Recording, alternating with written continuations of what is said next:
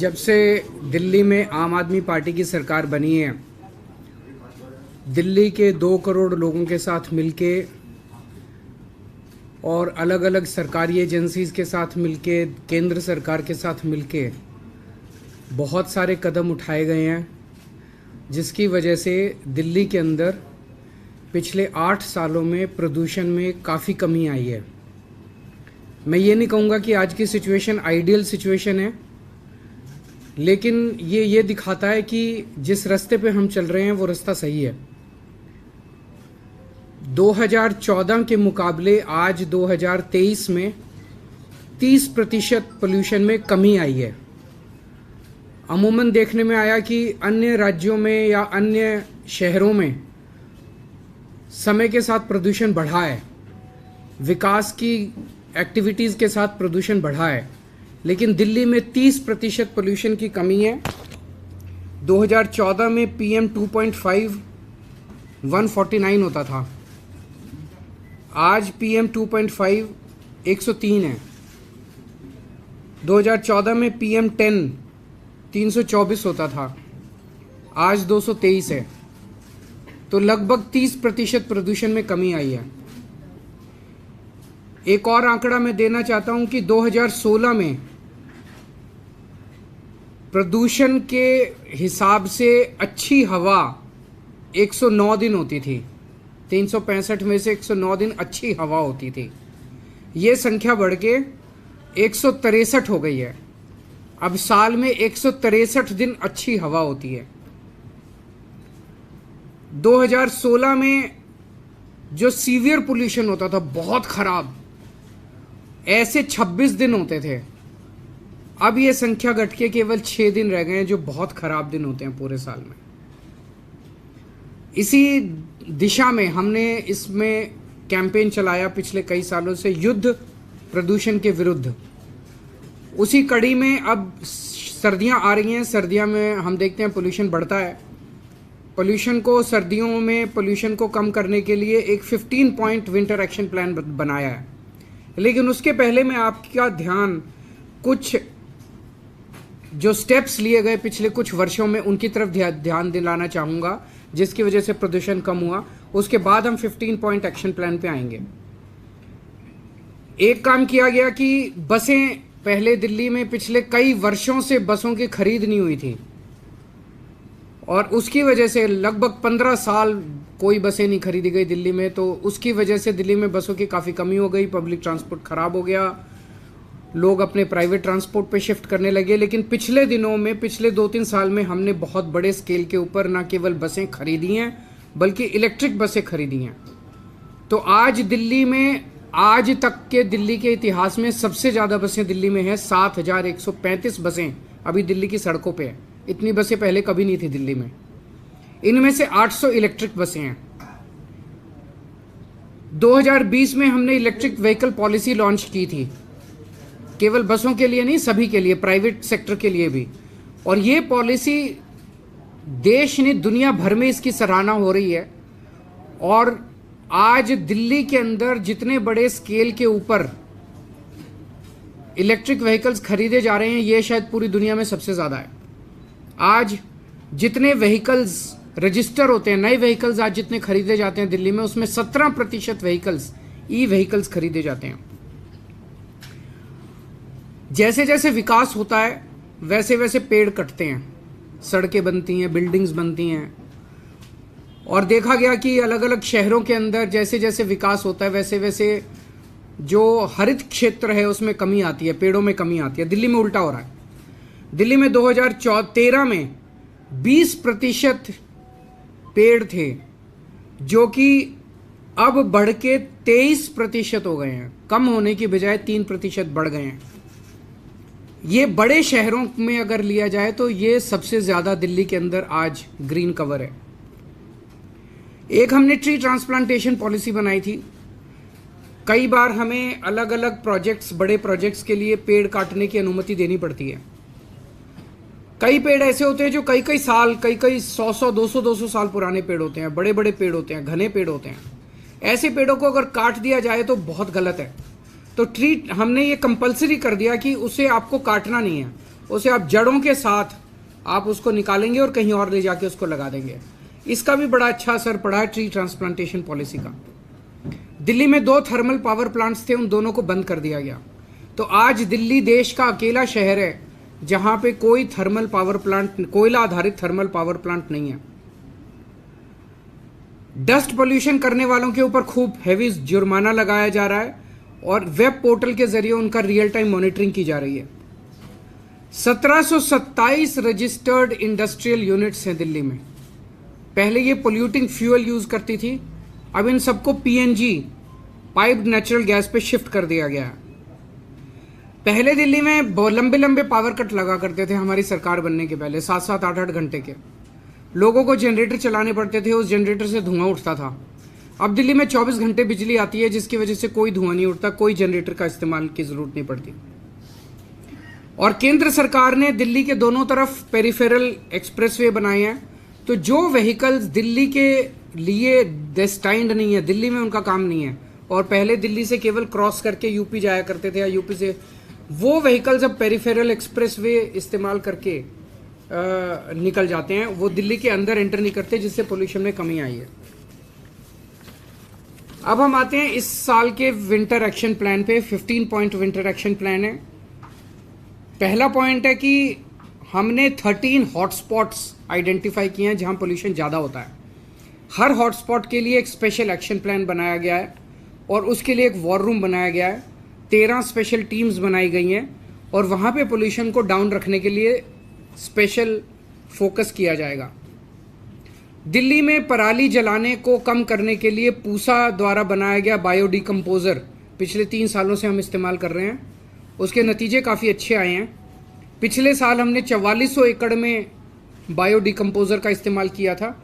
इस साल 5000 एकड़ में बायोडिकम्पोजर का इस्तेमाल किया जाएगा। डस्ट पोल्यूशन को कम करने के लिए कई सारे स्टेप्स उठाए हैं। एक तो ये जो कंस्ट्रक्शन साइट्स हैं, उन कंस्ट्रक्शन साइट्स पे निगरानी रखने के लिए स्पेशल टीम्स बनाई गई हैं। 591 टीम हैं। 500 स्क्वायर मीटर से ज़्यादा निर्माण साइट्स वाले डस्ट कंट्रोल करने के लिए उनको वेब पोर्टल पे रजिस्टर करना पड़ेगा, और 5000 स्क्वायर मीटर से ज़्यादा का अगर कोई कंस्ट्रक्शन साइट है तो उन्हें एंटी स्मॉग गन लगाना अनिवार्य होगा। सड़कों पे भी जो सफाई करते टाइम धूल उड़ती है, उसके लिए 82 मैकेनिकल रोड स्वीपिंग मशीन्स लगाई गई हैं। 530 वाटर स्प्रिंकलिंग मशीन लगाई गई हैं और 258 एंटी स्मॉग गन सड़कों के ऊपर चलेंगी विंटर के दौरान। जो व्हीकल से पोल्यूशन होता है उसको कंट्रोल करने के लिए पीयूसी सर्टिफिकेट्स की जांच करने के लिए, और 10 साल से पुराने डीजल व्हीकल और 15 साल से पुराने पेट्रोल व्हीकल्स को प्रतिबंध के कंप्लायंस के लिए 385 टीम्स गठित की गई हैं।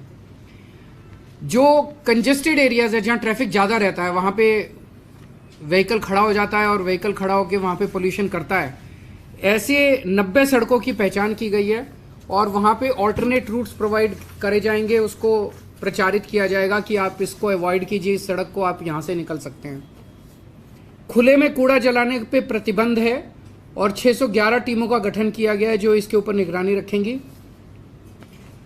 मैंने जैसे कहा कि 1727 इंडस्ट्रियल यूनिट्स हैं रजिस्टर्ड, जो कि अब पीएनजी नॉन पोल्यूटिंग फ्यूल का इस्तेमाल कर रही हैं।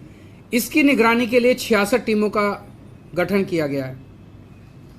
एक ग्रीन वॉर रूम बनाया गया है 24 घंटे, जिसके जरिए निगरानी रखी जाएगी। ग्रीन दिल्ली ऐप जो लॉन्च किया गया था उसका बड़ा सक्सेसफुल रिस्पांस रहा है। 3 साल पहले लॉन्च किया गया था। इसमें लगभग 70,000 शिकायतें आईं, जिसमें से 90% 63,000 शिकायतों का निपटारा कर दिया गया है।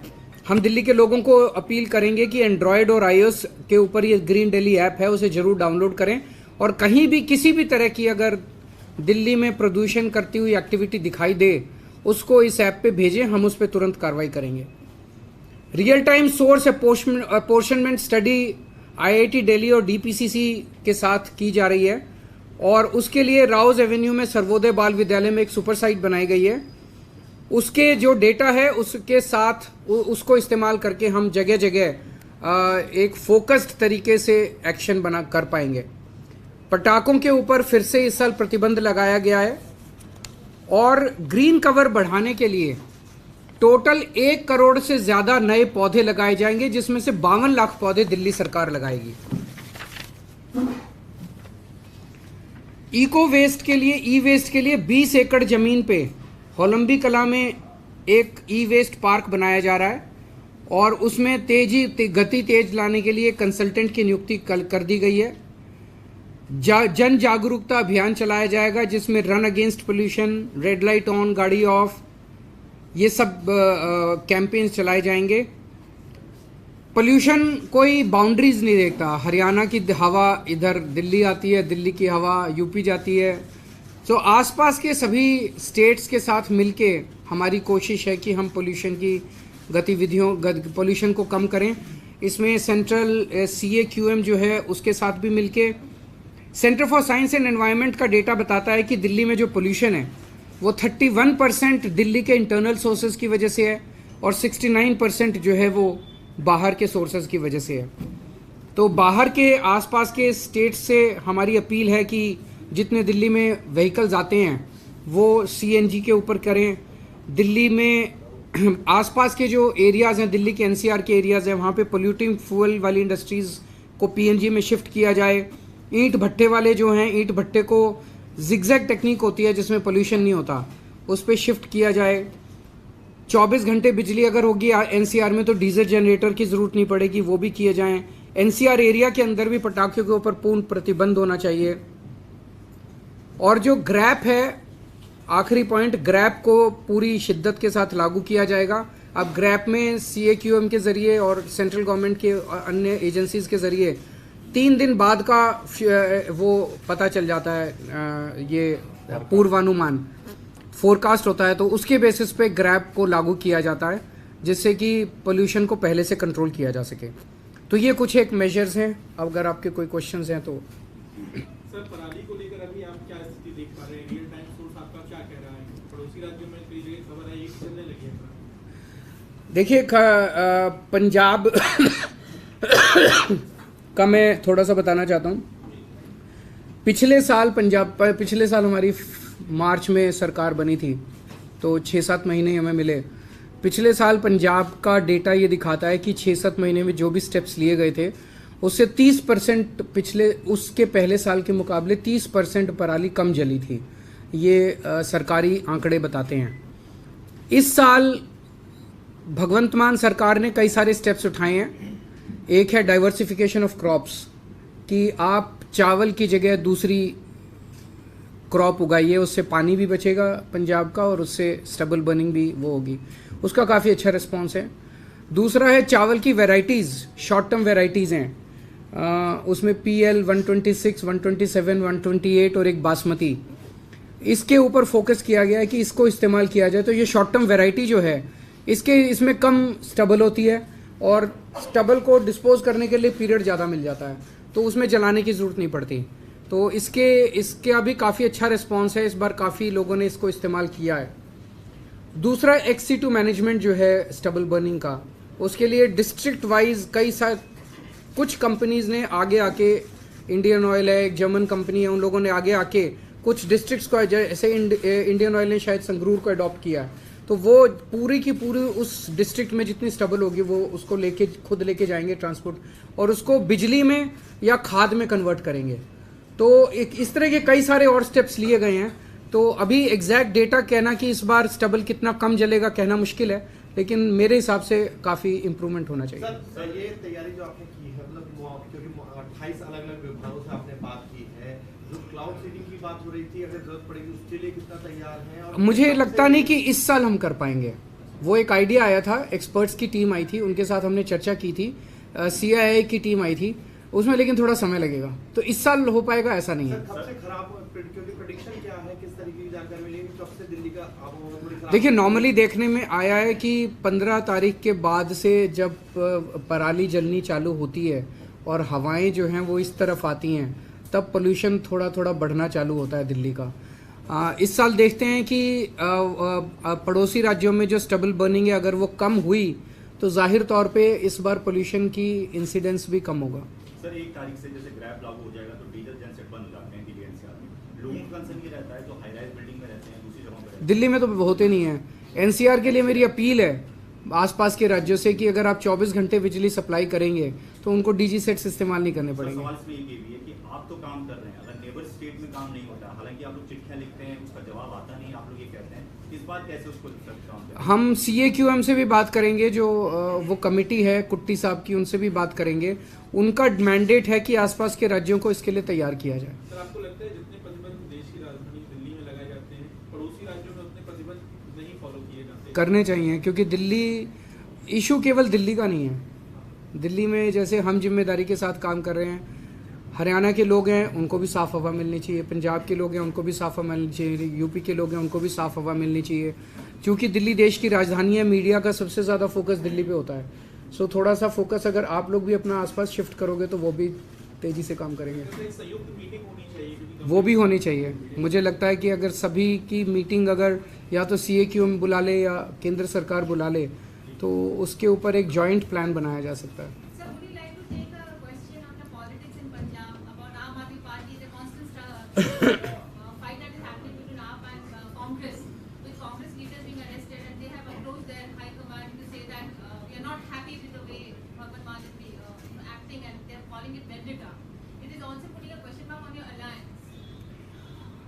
पहली चीज़ तो मैं ये क्लियर कर दूं कि आम आदमी पार्टी इंडिया अलायंस के प्रति कमिटेड है और आम आदमी पार्टी बिल्कुल किसी भी हालत में इंडिया अलायंस से अलग नहीं होगा और अलायंस के धर्म को निभाने के लिए हम पूरी तरह से कटिबद्ध हैं। कल मैंने सुना था कि नशे की वजह से किसी पर्टिकुलर नेता या किसी पर्टिकुलर व्यक्ति को पंजाब पुलिस ने गिरफ्तार किया था। मेरे पास डिटेल्स नहीं है, डिटेल्स के लिए आपको पंजाब पुलिस से बात करनी पड़ेगी। They can only provide you the details of the case, why he was arrested etcetera. But the government in Punjab, Bhagwant Mann government is committed, Aam Aadmi Party government is committed to जो नशा है, नशे को ख़त्म करने के लिए हम बिल्कुल कमिटेड है, क्योंकि नशे ने हमारे युवाओं को, पूरी एक पीढ़ी को बर्बाद कर दिया है। जिस स्केल के ऊपर नशा है आप इमेजिन भी नहीं कर सकते।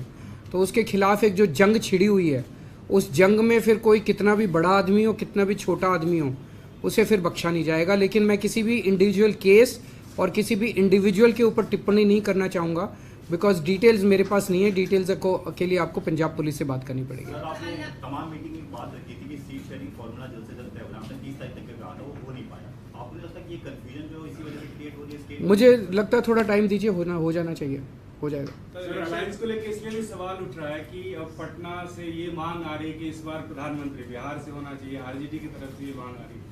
आप लोगों ने तय अभी नहीं किया है इंडिया अलायंस में, लेकिन अलग अलग जगह से इस तरह की मांग आ रही है। देखिए, हमारा तो हमेशा एक ही स्टैंड रहता है कि हमें ऐसी व्यवस्था तैयार करनी है कि इस देश के 140 करोड़ लोग, एक एक आदमी फील करे कि वो प्रधानमंत्री है।